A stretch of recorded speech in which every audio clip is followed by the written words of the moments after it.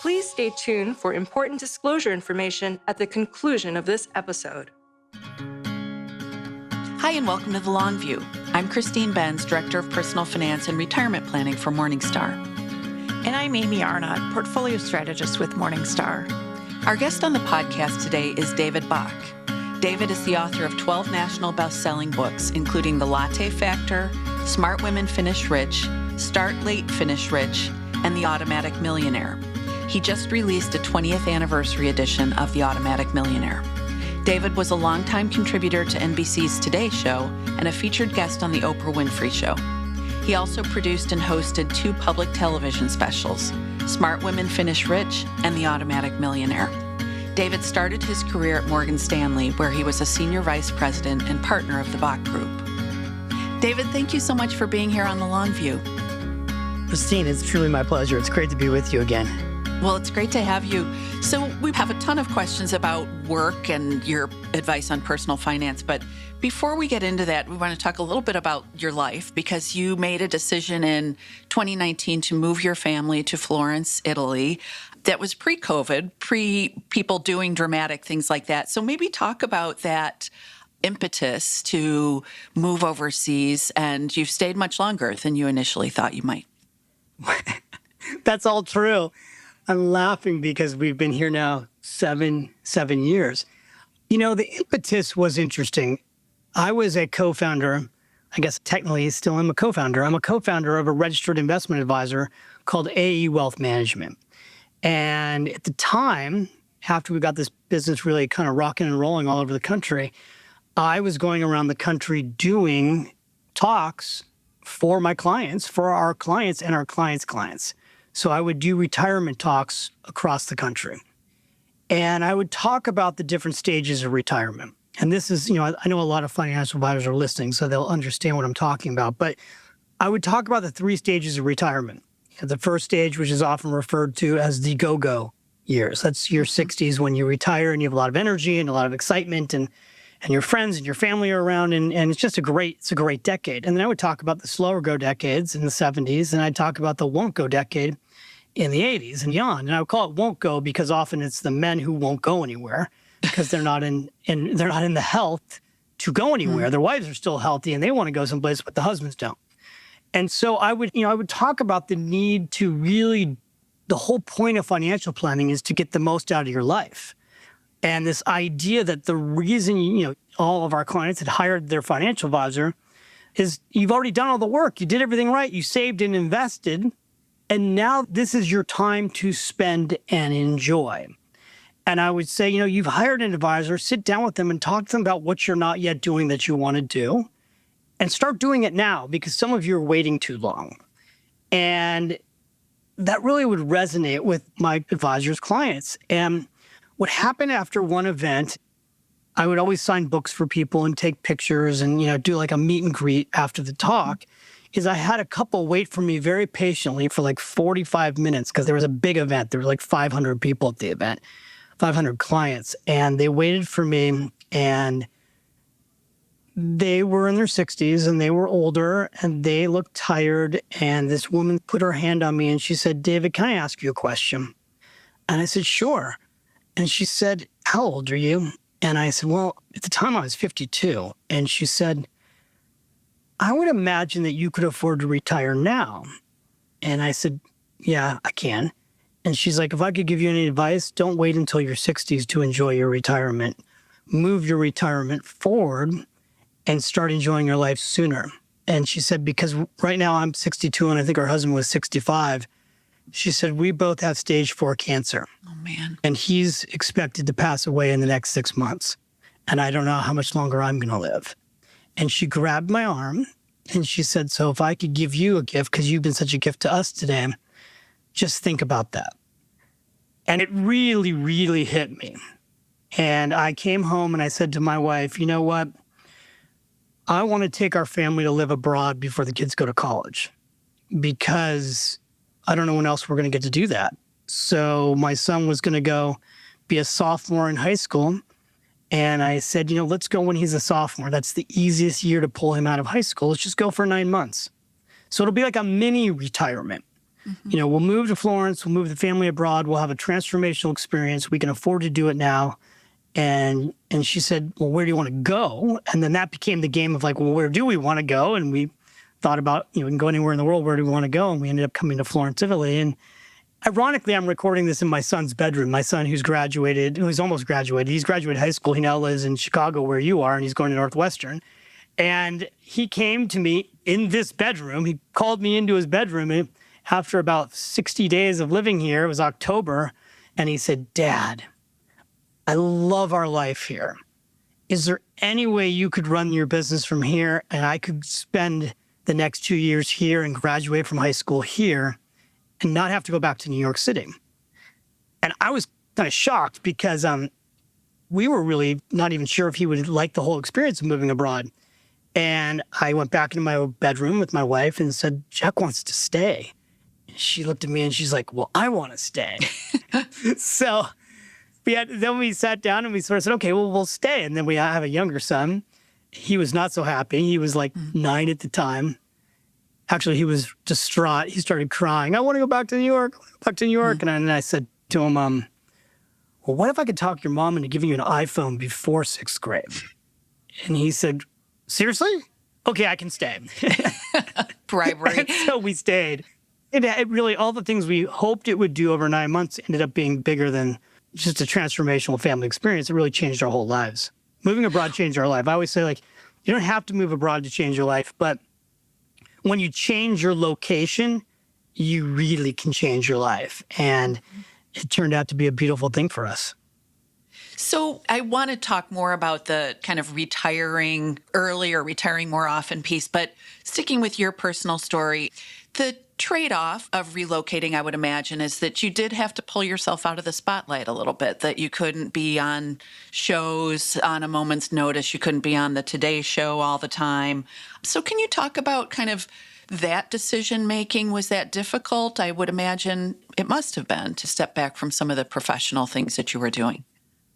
Christine, nobody's ever asked me this question before, so I love that you're asking it.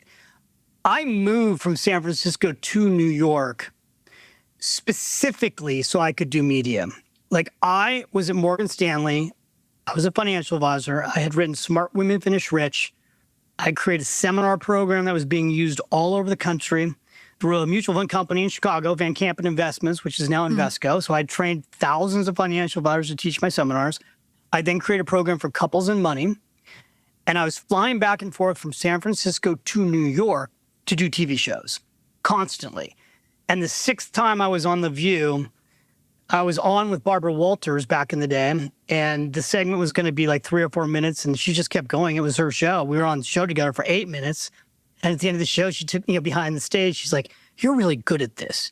You should think about doing this, like really doing this, like living here and doing this.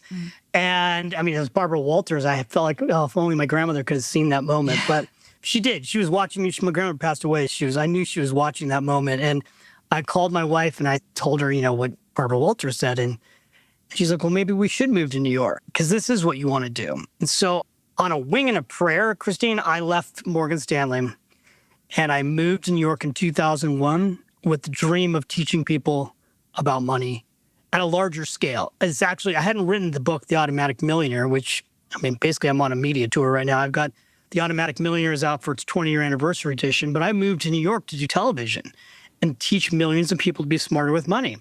And living in New York was exactly what I needed to do, and it changed everything. Because once I lived in New York, the shows that I couldn't get on, the Today Show and all the morning shows, once they book you once, if they like you, they have you back, especially if you're local, because it's easier for them to book you and also cancel you. And so I just, from then on, I spent 18 years in New York doing media nonstop. I think I did 3,000 media appearances over an 18-year career. So when I decided to, step back and move to Florence, I kind of thought to myself, well, I'm coming back in a year. I'll still have all the relationships. I'll be able to come back and do these things. What I didn't know is that the world would shut down, right? When COVID happened, ironically, COVID changed everything because all of a sudden I was doing national television shows from my laptop. And then, that was amazing. And then Zoom came out and I was doing keynotes from my laptop. And then I was like, well, this is a lot better than traveling, you know? So in a way, COVID made the ability to work from anywhere much easier. Now, as I say that to you, you know, this Automatic Millionaire book came out in January. I didn't get any national media booked for the first week of January. And so I said to my publisher, well, look, I'm not just coming to New York to hang out, hoping I get shows. I'll do podcasts.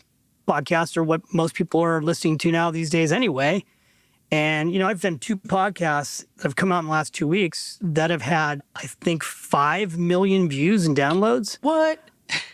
You know, the Mel Robbins podcast and the Diary of a CEO podcast, just those 2 podcasts, have had 3 million views so far on YouTube, and that doesn't include downloads. I don't know that you can do, you know, look, if the Today Show calls me and I'm in town, I'll come on. But the reality is you go on the Today Show for 3 minutes, that's it, right? They don't have a YouTube channel that's getting 2 or 3 million views. And so media's changed. The media that you and I are doing right now is the media. Podcast is the media. And national television is a nice to do, but it's not a have to do. So it sounds like there was a good element of luck in all of this in a lot of ways, right? Well, I think luck is what you make it to. You know, what do they say? With the harder you work, preparation meets opportunity, you get luckier.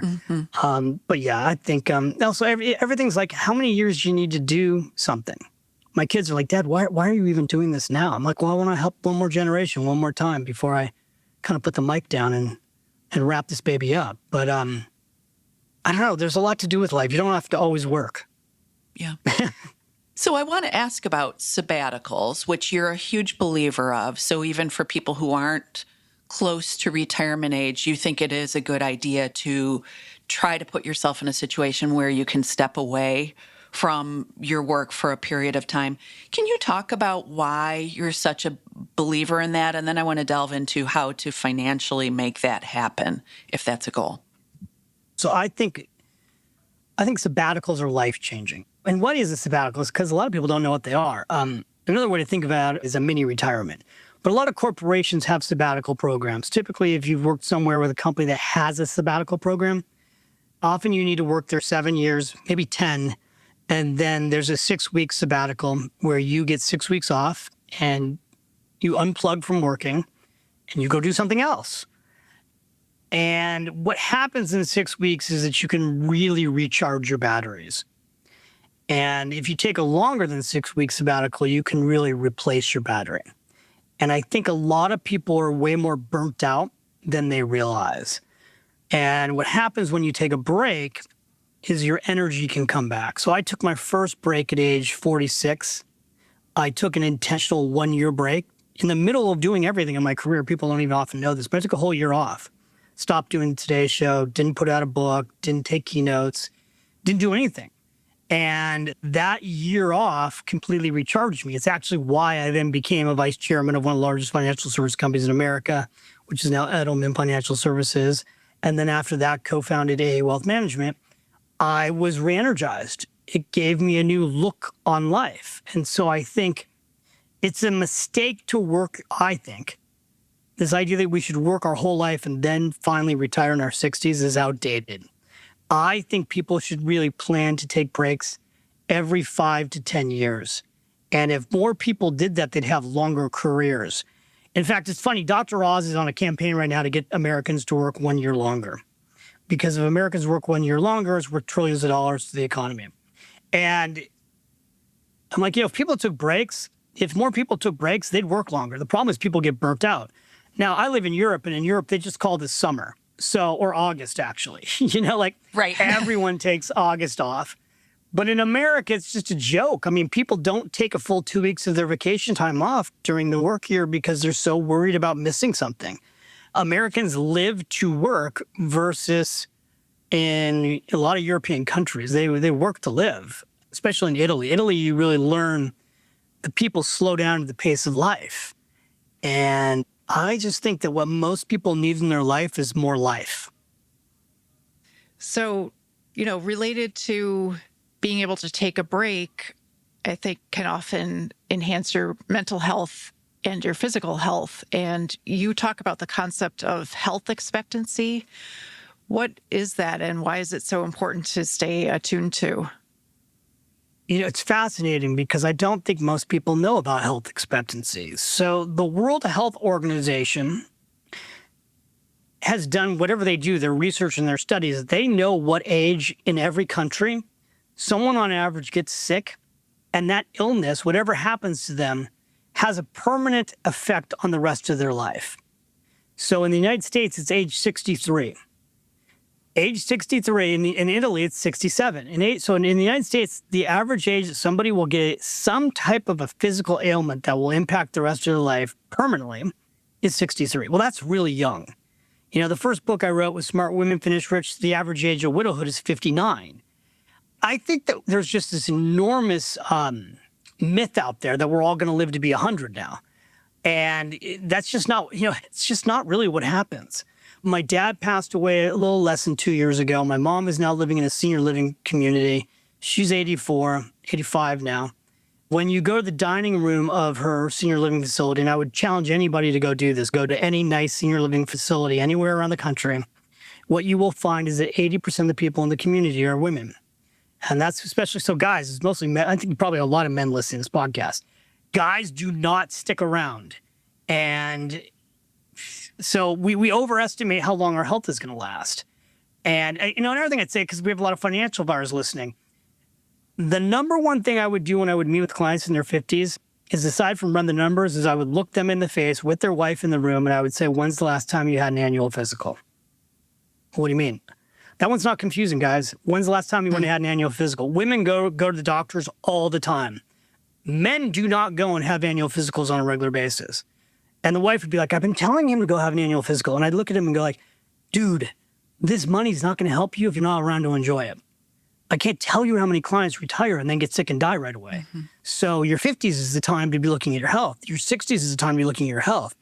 And I talked about this in the update of the Automatic Millionaire because I think that people are overestimating how long they're going to be healthy, and they're under-indexing for using their life. Christine, you just did this. I just saw it on Twitter, X. You just did this thing you called Team Good Enough. Yeah. You did a great interview with Consuelo. You have to tell her I said hello. I didn't even know she's still doing her show. And Team Good Enough. And I think people try to get retirement perfect. They try to get the exact amount of money that they need, that they think they need to retire. And they don't spend enough time on making sure that their health is dialed in. And your health matters so much more than your money, I can't even tell you. You show me somebody who's healthy and they have 1,000 wishes, and you show me somebody who's not healthy and they have one. So I'm 59. I've now had 3 best friends under the age of 57 pass away. My best friend from college, freshman dorm roommate, David Cronick, passed away. He died of ALS. My 2 best friends from college, Tom Cooper and Steve Jones, passed away also, one of cancer and one of suicide. They didn't make it to 59. I just went to my 40th year reunion. There was an entire table of people who didn't make it to the 40-year reunion because they've passed away. So I think what happens when you're super into money and investing, and anyone who's listening that's why they use Morningstar. I've used Morningstar since before. I used Morningstar back in 1993 at Morgan Stanley when I had to buy the book that got delivered to me, and it sat on my desk, and the office wouldn't pay for it, and it wasn't compliance approved. That's how long I've used Morningstar. Okay, I was one of the first users of Principia. I was one of the first users of the X-ray software. People who are into money often lose sight of what's the point of money. And the point of money is to have your best life.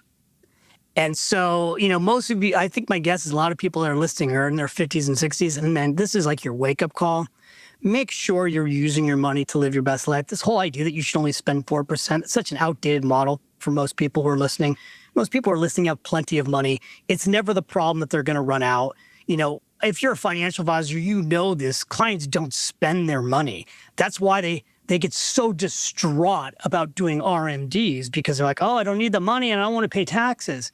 Gosh, just take the money and go enjoy it and do something with it. I want to ask about that, David. With retirement, there does seem to be this persistent issue when you talk to financial advisors where their clients are overly frugal. They can't turn off that savings mechanism, like the thing that helped them accumulate this wealth. It's very difficult to turn off. Do you have any thoughts on that? Any tips for people who are in retirement, getting close to retirement, how they can give themselves comfort with spending what they've managed to save? Absolutely. Well, first of all, the biggest thing that can give you comfort is a financial plan, right? So if you're working with a financial advisor, they have run a financial plan for you, hopefully. I mean, I can't imagine today anyone that you would be working with hasn't run a financial plan. And if you're working with a registered investment advisor, which I would think anyone who's listening probably is, they've run your financial plan and it's sitting on a dashboard. So I can tell you that my financial advisor, what do we do? Every 6 months, we sit down and we go back into the plan and we look at it on the dashboard, and I know exactly what we spent, and I can see how much the account has grown, and I can see where the dividends have all gone. And I sit there and I review it with my wife, and we do planning. So that's like a simple thing that you can do. A second simple thing you can do is make sure, if you're worried about spending money, that you create yourself an income stream of money that's guaranteed, whether that's coming from bonds or CDs or annuities. But giving yourself a guaranteed income stream can be very helpful in retirement. I think what's happened, and I say this now having been in financial service industry for 33 years, I look at the fact that there's $45 trillion in retirement accounts, and I ask myself, what's happened here? There's so much money in retirement accounts and people aren't using their retirement money. How did that happen? Well, one of the things that's happened is we just spent 40 years, myself included, teaching people to save and invest for retirement. 90% of all efforts that have been done around financial education is about making sure you put aside enough money for retirement. It's all been about accumulation. Save and invest, save and invest, save and invest, save and invest. Very little time has been spent on spend and enjoy. And I think the financial service industry now actually really needs to be looking at this. They need to be looking at how do you start to decumulate's even a bad word, right? Nobody likes to decumulate. But if the financial service industry started spending time on how do you spend and enjoy your money, because now's the time to do it, that would be really powerful. Now, the problem that you run into, I think, is that there's a conflict of interest in the financial service industry. I've been saying this having been in the industry. The financial service industry gets paid based on assets under management. Right. So they're not always jumping up and down to get you to take more money. And that's a problem, actually. And then the other issue is that all financial planning, every single financial planning software that exists today in America defaults to take retirement dollars last. So if I open up my account with my advisor, it's sitting on top of Orion, and I look at my dashboard plan looks just like everybody else in America. And it shows me taking IRA money at the age of 75. That's when I'm going to have an RMD. That's my required minimum distribution. And so it shows how much I'm going to probably have to take at 75. Now, here's the thing. I'm going to have an extremely large IRA account at 75. And if I only take RMDs, which is the minimum, because I don't need the money, because I'm like a lot of people who saved and invested, I don't need the retirement money, so I'm going to take the minimum, it's going to continue to grow. That's why so many people today have these multi-million-dollar IRA accounts. In some cases, they're having 8-figure retirement accounts now. And so that's a problem because we're not encouraging people to take this money earlier. And so part of this is education. And then part of this is you as a client, you got to start thinking through, like, are you sure you don't want to use some of this money? Because I don't know what you're waiting for. I would sit here and do these events with my advisors, and I would look out in the room and I would say to the clients, take some more money and go enjoy it. And, often the wife would sit there and she'd kind of elbow the husband, did you hear what he had to say? And people would come up to me and go, thank you for telling me that. I'm like, guys, stop traveling coach. Okay. If you've already hired these advisors here, you have plenty of money. If you don't want to travel coach anymore, don't travel coach. Or if your car is broken down, get yourself a new car. Whatever it is you want to go do, because everybody who's listening who's a financial advisor knows that if you're a typical financial advisor, your clients have plenty of money. And the problem is they're not spending it.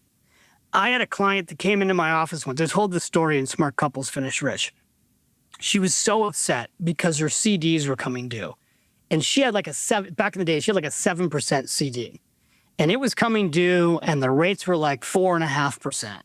And she was distraught. And she sat down with me and I opened up her file and I said, we've been talking about you wanting to take your family on a cruise for the last 3 years. You haven't done it yet. You don't spend any of this money. All this interest just keeps piling up in the brokerage account and then we just sweep it back into another CD. Why don't you go downstairs and talk to the travel agent and go price the cruise you want to take and let me worry about the CD and come back upstairs in an hour and tell me what the cruise cost? So she did that. She comes back upstairs and she tells me what the cruise costs. And I go, listen, Lynn, you can take this cruise 3 times this year. She's like, seriously? I'm like, seriously. And she's like, well, if I only want to take the cruise once, could I get a bigger suite? I'm like, you can get a bigger suite. And she took her family, she took her kids, she took her grandkids, and they did that trip. And about 2 years later, she was in her early 70s and she passed away unexpectedly. Sooner, because she hadn't been sick. And her kids would come in and show me pictures of that cruise, and they would say, that was the greatest thing our family ever did. And to me, that's what financial planning is all about. That's the purpose of financial planning. The purpose of financial planning is not just dying with the largest account. It's using your money to live your best life. And those who are listening who have saved and invested over decades, you've earned the right to enjoy your life. You've also proposed a change in the tax code where there would be a flat 12% tax on retirement account withdrawals after age 60 for 8 years from 2026 through 2033. Can you talk about some of the benefits of that and how it might make people feel more comfortable spending? Yeah, absolutely. So the idea is called an IRA flat tax. You can actually go to iraflattax.com. And I've done a white paper and I've built a website that has all the analysis that we've done on this idea, because that's what it is. It's an idea that I'm trying to get in front of Trump. And our politicians, I've started having calls with senators on this. The idea is we've got $45 trillion in retirement accounts. 8 out of 10, specifically 83%, according to JP Morgan, 83% of retirees who have money in an IRA account will not take their money out until they're forced to at the RMD age, the required minimum distribution age. So for all the reasons I just talked about, they're not taking money out. They're literally waiting until their RMD age. Why? The number one reason is they don't want to pay taxes. They don't want to pay ordinary income on their deductible retirement accounts. So I asked a question, and I've been thinking about this for 5 years. Well, what would happen if we incentivize that money to come out of these accounts sooner, if we made it easier? I think it would change everything. So my idea is that I ran the analysis. What happens if we had a flat tax of 10% on IRA distributions, or 12%, or 15%? And either one of these numbers would, for someone who's got a lot of money in an IRA account, they'd like either one of them. So we ran the analysis, and what we think would happen based on the analysis is that trillions of dollars would come out of these retirement accounts. It's like doing a Roth IRA conversion, only the money would come out and retirees would use this money and they'd either move it into a taxable account and leave in the investments that they're already in and pay the flat tax, or some of that money would get loosened up. They might go might pay their home mortgage off. They might help their kids buy their first house. It might go to help their kids pay off their student loans. It goes back into the local economy. It actually creates trillions of dollars worth of economic movement. And the analysis that we've done shows that GDP could actually go up by 0.25% to 1% annually, and it pulls forward trillions of dollars in tax revenue. And my idea is this is basically it's an 8-year tax window. It's not a permanent thing, because what you want to do is you want to incentivize baby boomers to start utilizing some of this retirement money. And people go, well, isn't there a risk that people will take this money out and just go to Vegas and go crazy? And the answer is, I don't think so. I don't think so, because the people who are taking money out of their retirement accounts already, they're taking money out of their retirement accounts because they need the money. A baby boomer who's leaving money in their IRA account until the RMD age, for the most part, is simply waiting because they don't want to pay taxes and they want the tax deferral. So if for somebody who's in a low tax bracket, it wouldn't affect them, because the way I recommended that government consider this idea, if you're paying 0% tax on your IRA distributions because you're in a low tax bracket, fine, great. It doesn't affect you. But if you're somebody who's paying 37% taxes right now, and you can take money out of your IRA account at, let's say, 12%, you'll take the money out. And you'll still pay taxes, but you'll pay less tax. And I think a lot of people would take advantage of that. I also think what it would do is it would super motivate people in their 50s to save more for retirement. And the reason is there's, we have catch-up provisions to save more in your 50s, and you could save more in your deductible retirement accounts, knowing that as soon as you hit the magic age of 60, you could take some money out and pay a lower tax bracket. So that's the idea in a nutshell. It's going to take, if you ask me, how's this going to get done? Because I'm not a lobbyist and I don't have any skin in the game. I don't economically benefit from this idea. It's going to take this idea being put in front of Trump. And, Trump's come up with some pretty big ideas like, no tax on tips, no tax on Social Security, tax deduction on car loans. If he came forward and said, you know what, I think it's time for baby boomers to enjoy their retirement. They've spent the last 40 years saving and investing for retirement, and I'd like to incentivize you to go and enjoy some of this money. You're still going to pay taxes, but you pay a lower tax. I think a lot of people would like that idea. Wanted to ask, and I don't want to get too in the weeds on this, but I did want to ask about kind of long-term tax receipts. As you mentioned, it would encourage this infusion of people to step up and pay the lower tax. But how about long-term implications for deficits and so forth? What do the numbers say on that front? So this is a very important question, and it's hard for me to get the correct answer on this, right? We've run this through so many different language models, but the short-term answer is it depends on the rate.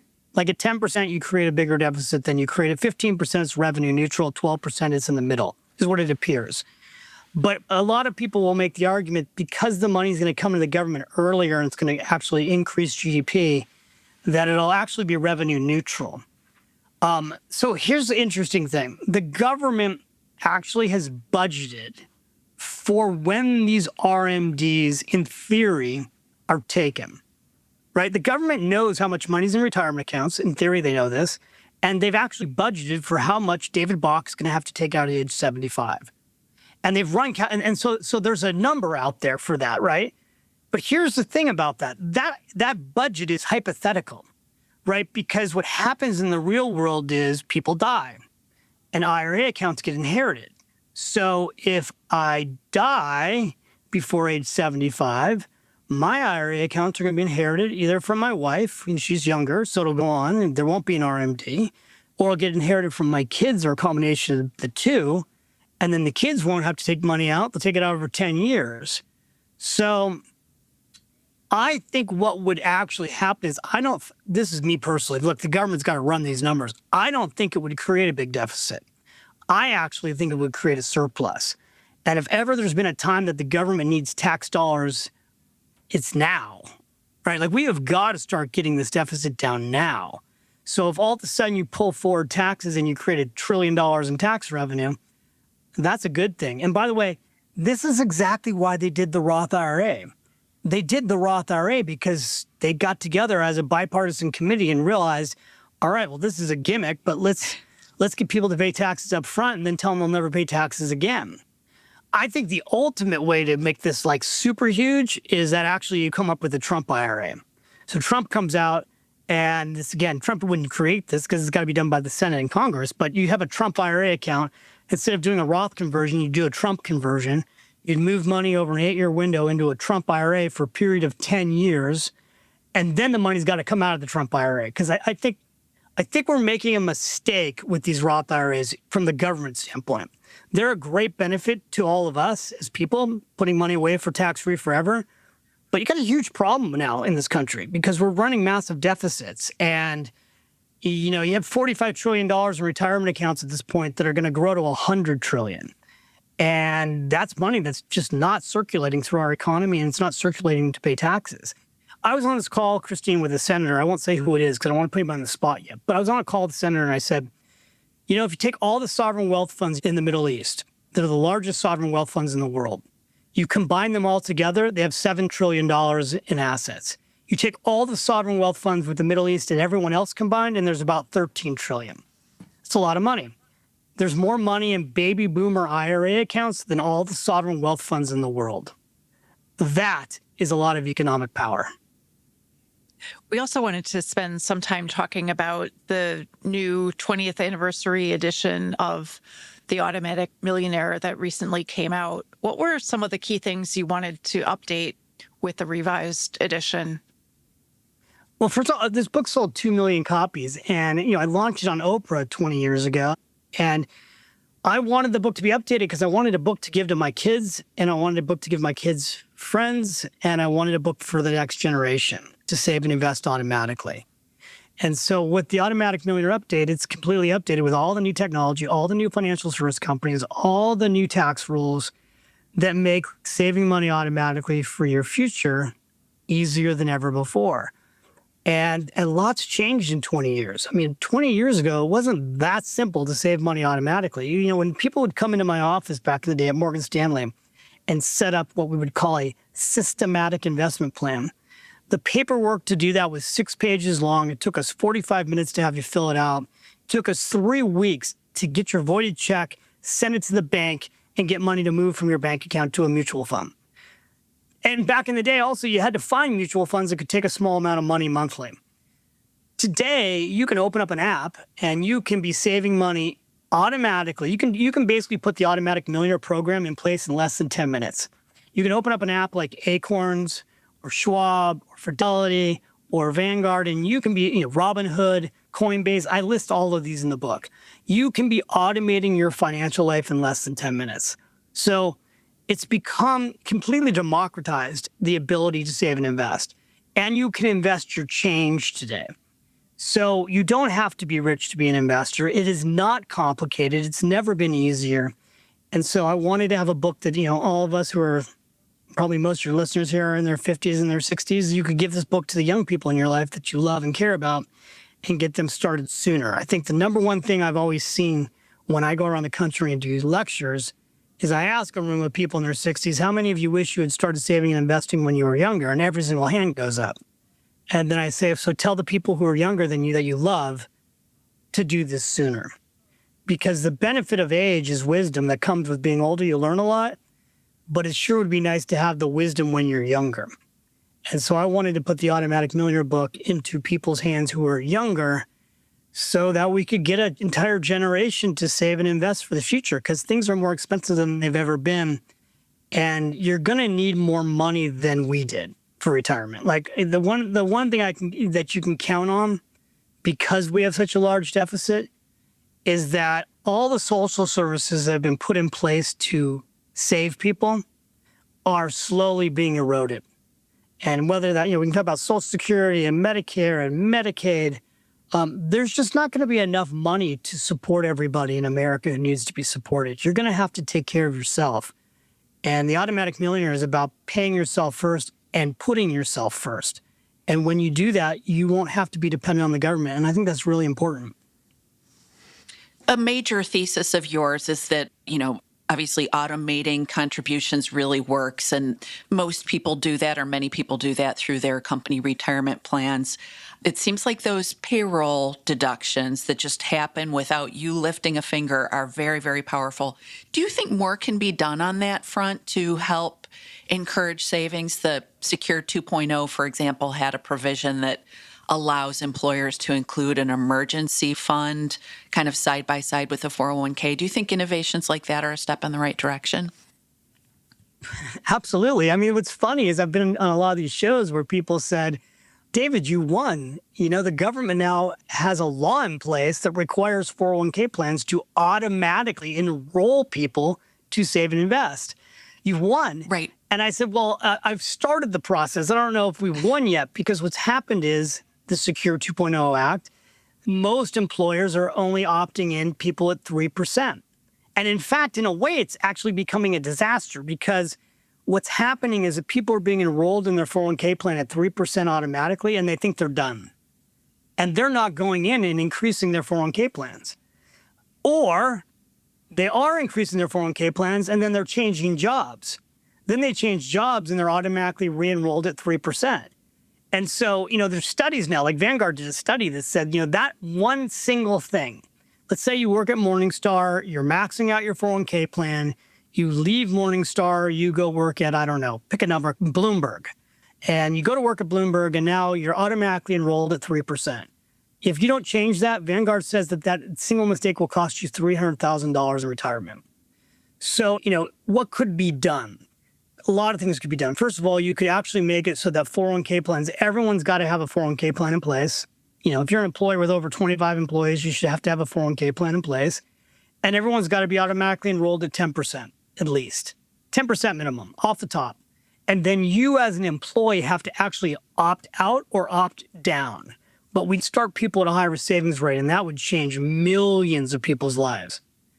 The second thing we could do, because there's like 50 million people who don't have 401k plans. The government, and this has been talked about, Christine, for years, and Amy, like this is like an idea that's been talked about for 30 years.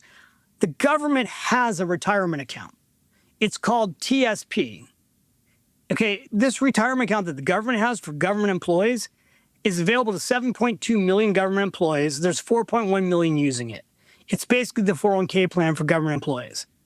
That plan, people have said, well, why don't we open up that plan and make it available to people who have jobs but don't have 401k plans? And they've never done it. That would be an amazing solution. And the pushback is like, well, people can go use IRA accounts. And they can, but the challenge is they don't. Not enough people go and, they may listen to a podcast and they read The Automatic Millionaire. Those people will go open up an IRA account. But there's just too many people who are not doing it. And what's really happening in our country right now, and this is, again, why I do this one more time, is I am really worried about our country right now. I think we are in a place where 2 out of 10 Americans are getting really wealthy because they own stocks and they own real estate.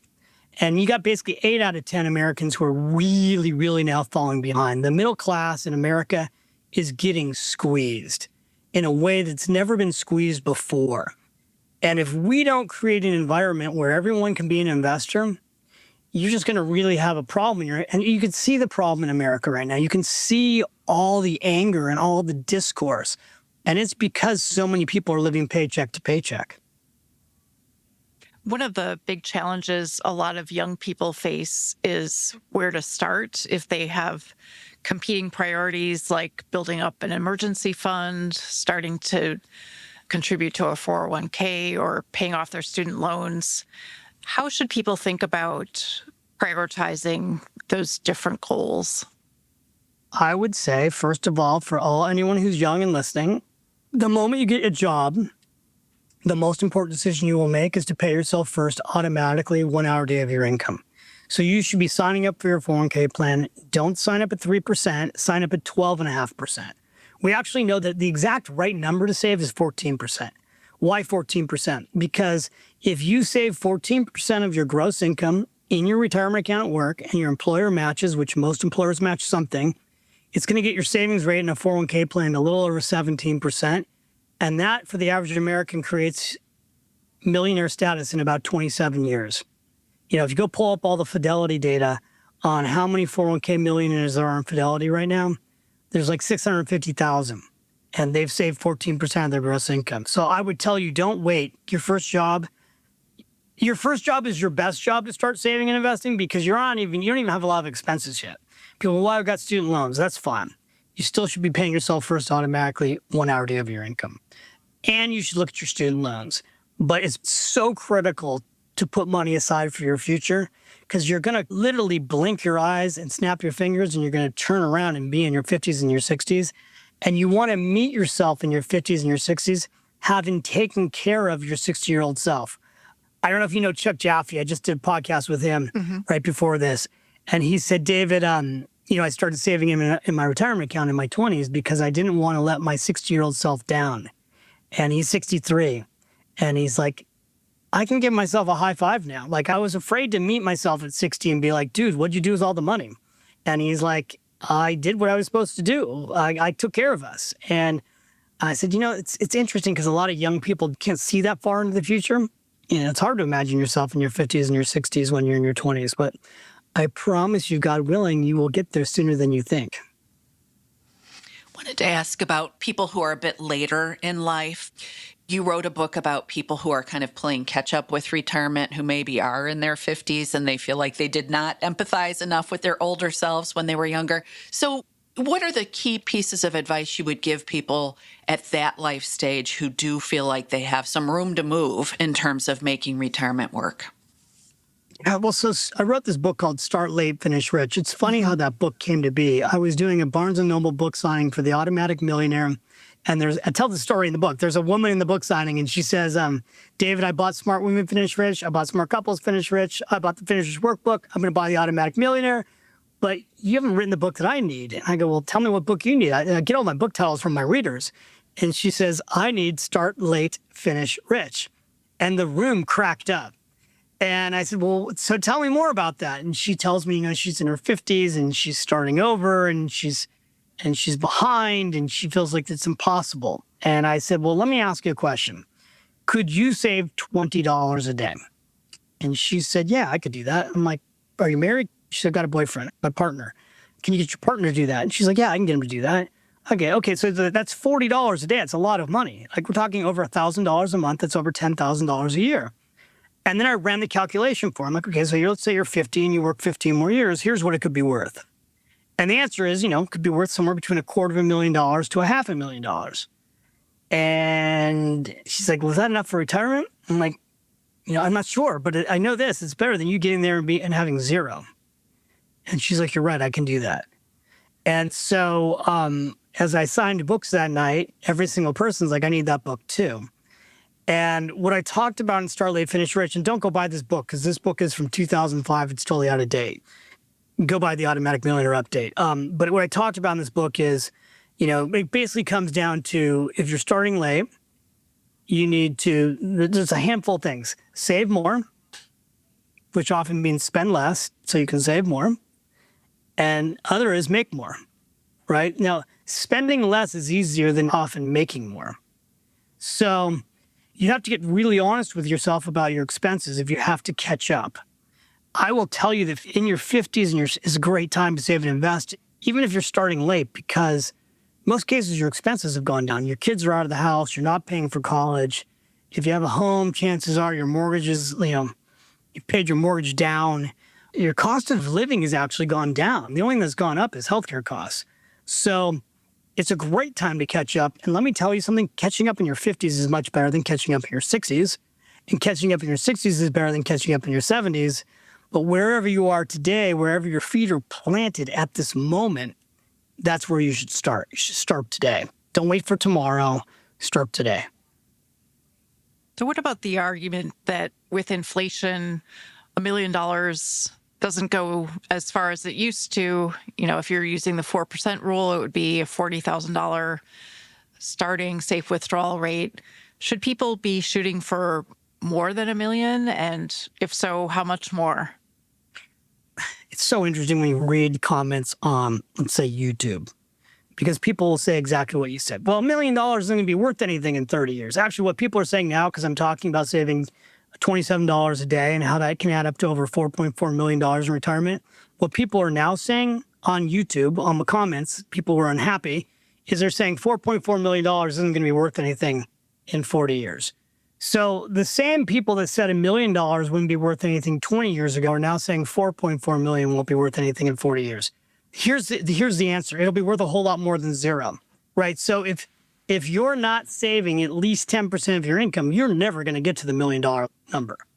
And if you want to have more than $1 million, then you need to save and invest more. So I think when people talk about inflation, there's no question everything costs more. The first home I grew up in, my parents stretched to buy it in Oakland, California, and it cost $27,500. The house that I grew up in, the first home. That home today would be worth $1.5 million. The second home I grew up in, my parents, they moved to the suburbs and it was $110,000. That home today is worth over $3 million. It's the same house, it's just 50 years older. So you need more money to buy the exact same stuff. So the answer is you will need more money. But if you tell someone you're going to need $5 million to retire, they're just going to go outside and throw themselves off a building. You have to meet people where they are. And $1 million is a great starting point for most people. It's more than 98% of Americans have saved right now in an account. For our last question, David, you just referenced homeownership, how it can be such a home run for people, especially if they've picked the right geography. But I wanted to discuss, why you think home ownership is such a pillar for households, even though price appreciation of real estate has generally lagged the stock market by a pretty big margin. Can you talk about that? Sure. I mean, well, first of all, I don't think that home ownership is a solution. The data says it's the solution, right? So when you look at, go through all the statistics, homeowners are worth 40 times more than renters. That's a statistic that hasn't changed in 20 years. Today, the average homeowner has a net worth of over $400,000 and the average renter is worth $10,000. The primary thing that creates generational wealth is home equity. So if you don't buy a home, there's no equity that typically passes to the next generation. In fact, it's the key indicator as to who buys a home, because most people, when they pass away with equity in their home, it goes to the kids, and then the kids are able to go and buy a house. So most people today who are like, I'm going to rent, it's better to rent and put my money in an index fund because the S&P 500 has gone up over 10% annually and home ownership's only gone up 4%. They've been led to believe that because there's a lot of financial influencers giving, quite honestly, pretty bad advice. You can't live inside a mutual fund. Let me just say it again. You can't live inside the S&P 500 mutual fund. You can't live inside a 5-star Morningstar fund. It's not possible. Try it. I've tried. You can't do it. So you have to live somewhere. So when you live somewhere, you're either going to rent or you're going to own. So now the question is, do we think rents will be higher in 10, 20, 30, and 40 years? So if you're renting and your rent's $4,000 a month, do you think it'll be more in 10 years? Of course it's going to be more. Is it going to be more in 20 years? Yeah. Rents have doubled. In many cases, they've tripled.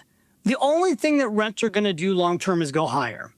Why? Because of taxes, insurance, all the costs that the investor who owns your rental property has, they don't eat those costs. They pass them on to you. And what happens is people go, oh, but the mortgage payments, someone's like, if I buy $1 million home, actually, it's funny. I just did this podcast and I talked about a $200,000 home. And people are like, where can you can't get a $200,000 home anywhere. He's out of his mind. So I said, you know what? If I had said a $435,000 home, which is the average price of a home in America, there would have been people saying, I can't afford a $430,000 home. Okay, most people can't afford a $435,000 home. They're putting 10 or 20% down for a down payment, and then they're borrowing the rest from the bank. So then the person's like, yeah, but then I have to make all the interest payments. I know you do. And taxes and upkeep. Now you compare those costs to having rent. Here's what you'll have at the end of 15 years if you rent. Nothing. If you have a home with a 15-year mortgage, at the end of 15 years, you will have paid the home off. You'll still have taxes. You'll have insurance. You'll have upkeep. But I promise you it will be significantly less than renting. And so for most people who are listening today in their 50s and their 60s, and they're Morningstar followers, they bought a home, they paid the home down, and when someone pays their home down and they pay it off, they're able to retire an average of 5 to 10 years sooner. And there comes a point in time where you don't have to own. So a lot of retirees, because they've made so much money in their houses, they're able to actually sell their house, move somewhere else, buy a home that's less expensive, and then retire off the equity in their house. I come from the Bay Area. So much money got made in people's homes in the Bay Area. So people would sell their houses and they'd move to places less expensive. Where'd they go? They went to Arizona. Lots of people did that. You know what happened to those people? People would sell a $2 million home in California, in the Bay Area. They'd move to Arizona and they'd buy a $500,000 house. And then they take the $1.5 million and they put that money into an investment account and they live off that money. That $500,000 home today is worth $2 million because everybody else moved there. They also moved to Nashville and they moved to Florida and they moved to North Carolina. People go, well, that doesn't always work. You can't always take the equity in your house and go and use it for retirement. Oh, yeah, people do it all the time. People move abroad with the equity from their home. I live in Florence, Italy. It's filled with expats that have retired here, sold their houses, took their $1 million of home equity, and between that and Social Security and a small retirement account, they're living the dream in Florence, Italy right now. So, I don't know. That's what I think. Well, David, we have probably 100 more questions, and we could sit here for another couple hours. I wanted to thank you so much. This has been really a treat to have you here today. Thank you so much for being here. Well, it has been my pleasure. You guys, thank you so much for having me, and continue all the great work that you do and Morningstar does. I'm a huge fan. Thanks, David. Thanks so much, David.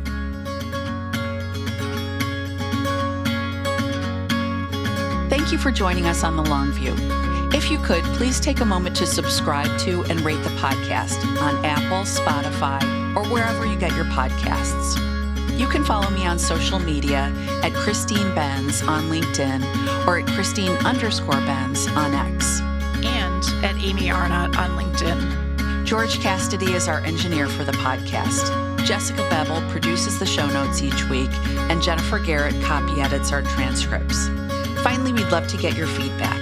If you have a comment or a guest idea, please email us at thelongview@morningstar.com. Until next time, thanks for joining us.